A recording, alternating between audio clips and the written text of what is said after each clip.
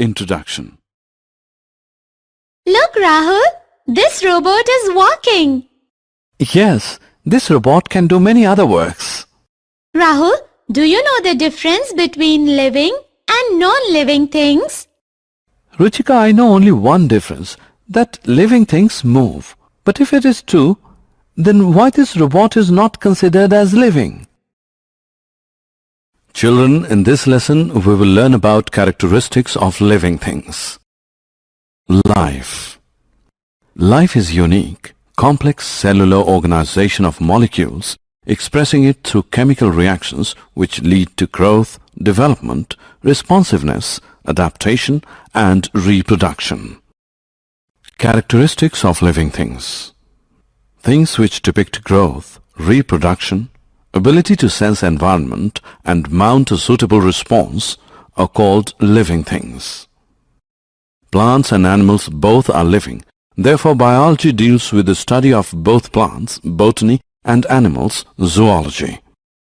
All living organisms share following basic characteristics: sense and respond to change, growth and development, give off waste, reproduce.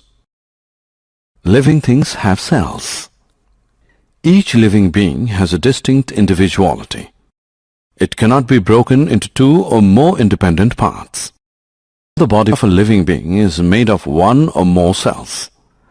Cells are considered to be structural and functional unit of life.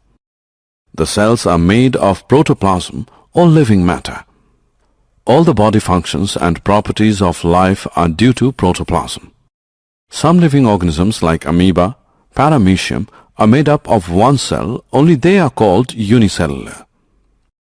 Organisms made up of many cells are called multicellular. Living things grow and develop. All organisms grow and develop. Growth results in an increase in size, weight, and synthesis of new protoplasm. In animals, growth is limited to a certain age, while plants grow all the life. The use of energy by living things. Living being constantly requires energy not only to perform various activities of the body, but also to overcome entropy, the degree of disorder in a system or tendency to randomness. The source of energy is food. It is required by every cell of the body. Food is prepared by plants by the process of photosynthesis. Plants require sunlight, carbon dioxide, water and chlorophyll for the process of photosynthesis. The living things respire. Living things require oxygen to get energy from the food. They get required oxygen by the process of respiration. During respiration, oxygen is breathed in and through the blood it reaches each and every cell of the body. Human beings have lungs for respiration. Fishes have gills and cockroaches have spiracles. Living things sense and respond to change. Consciousness is awareness of the surroundings and responding to external stimuli.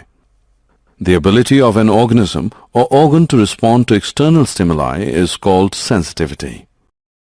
Living things reproduce. Young ones grow and become mature. They develop the faculty to produce young ones of their own type. Life comes from pre-existing life. Summary. Let us summarize what we have learned.